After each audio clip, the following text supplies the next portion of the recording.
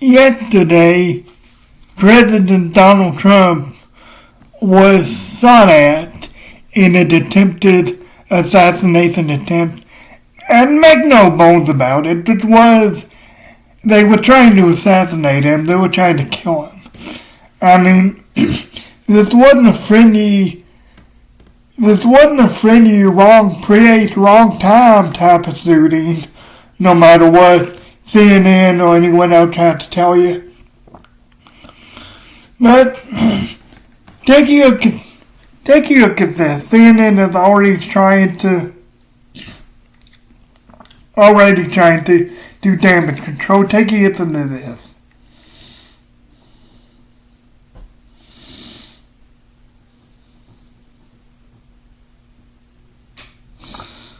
Here we go. Secret Service rushes Trump off stage after he falls at rally. He didn't fall, he was ducking the shooter. So, we can hopefully all agree this is evil. This is evil from your enemy. We can hopefully all agree about that. Not anyone who doesn't agree is your enemy, is participating in that evil.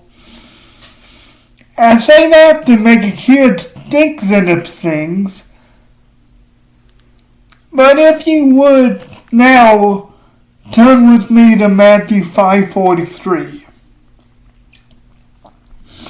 I'll go into this verse, but then I'll go into how people try to twist it. Again, it's Matthew 5:43. You've heard, this is the words of Jesus, by the way, the words in red. You have heard it said, you love your neighbor and hate your enemy. But I say to you, love your enemies, bless those who curse you, do good to those who hate you, and pray for those who persecute you and persecute you, that you may be sons of your Father in heaven. For he makes the sun rise on the evil and on the good, and sends rain on the just and on the unjust. We see here that God makes a kid that thinks in between good and evil. A kid that thinks that there's good and there's evil. The person who cited Donald Trump and the people who, the various media outlets who've been attacking Trump for years, they're evil. They're your enemy. But yet, God said to them, now this is the thinking. God said to them, but we're also commanded to call out evil. Loving your enemy can come in very different ways. It says pray for your enemy, there's not the other different ways you can interpret that. But loving your enemy can come in a couple different ways, including calling them out for their evil and calling them out for their ignorance and calling them out when they are used by people. That verse about the praying for the people who persecute you. A lot of people have been using Christians. A lot of people have been using Christians' good nature, and they've been confusing God nature, but they've been using Christian God nature as an excuse to say, oh no, you should love everyone. They just have a different point of view. You should be tolerant. You should be permissive. Well, no. We see here, Jesus himself makes the kid to think of your enemies. Those who persecute you, those who try to destroy you, those who hate you just for existing. But he said you should love them. And this is Jesus. You know, the guy who was hung on a cross by the very people he came to save.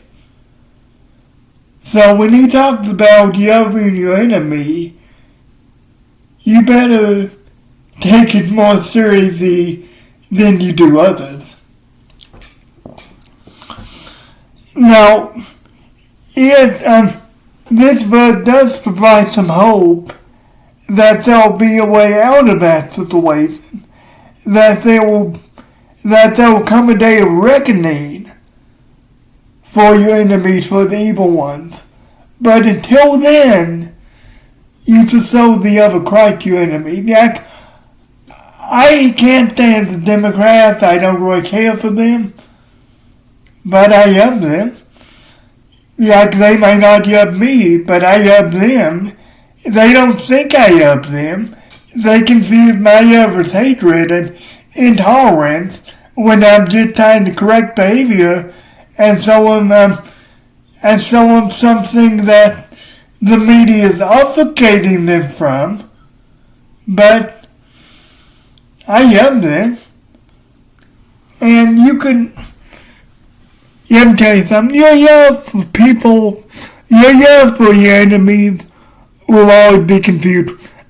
I don't know about always, but your love for your enemies will often be confused with hatred.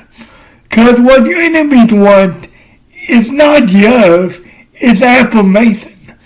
Because like I say, love can come in a couple different forms, but affirmation, just whatever they're doing, whatever someone's doing, you mark that as good. You mark that as good, you affirm that behavior.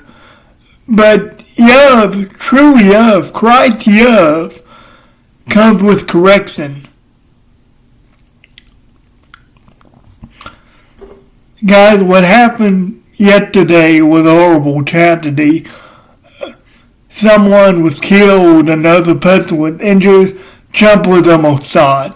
They wanted the president. I mean, a buddy of mine told me it was a sniper, which does make sense. I still wonder how a sniper was able to get close enough to Trump to get a good shot of his ear, which he wasn't aiming for there anyway.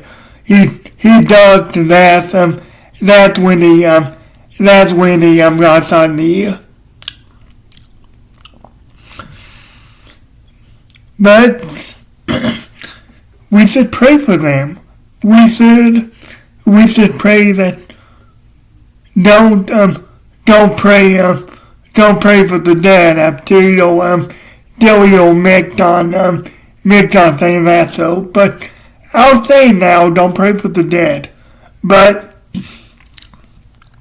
we gotta pray for the family of this individual who was killed, even the family of the shooter, and the family of the one who was injured, who still wanted to pull through, because God loves them as much as He loves you. I mean, they may be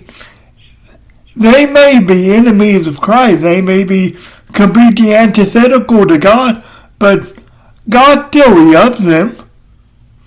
God still loves them. God will still welcome them with open arms if they come to Him out of a pure heart. Now, probably maybe they won't, but God will still love them regardless of what happens with them. But guys, like I say with this verse, it's very important to know that you have enemies. I mean, everyone's not just coming at the same thing with different points of view. There's enemy, there's opposition. But God told you to love them regardless. Correct them with that love, if need be, but love them regardless. Even if your love is perceived as hatred, love them as Christ would have. Guys, I love you. I got a website with a book that goes into more detail on this. I'll leave it in the description. Just check it out at your yes, so it's a really important read, especially coming into the season. But guys, I love you. no matter what your enemy tried to tell you, put it through the lens of Christ and put it through the lens of the actions and match them up with Christ. Guys, I love you. God bless you. I'll see you next week.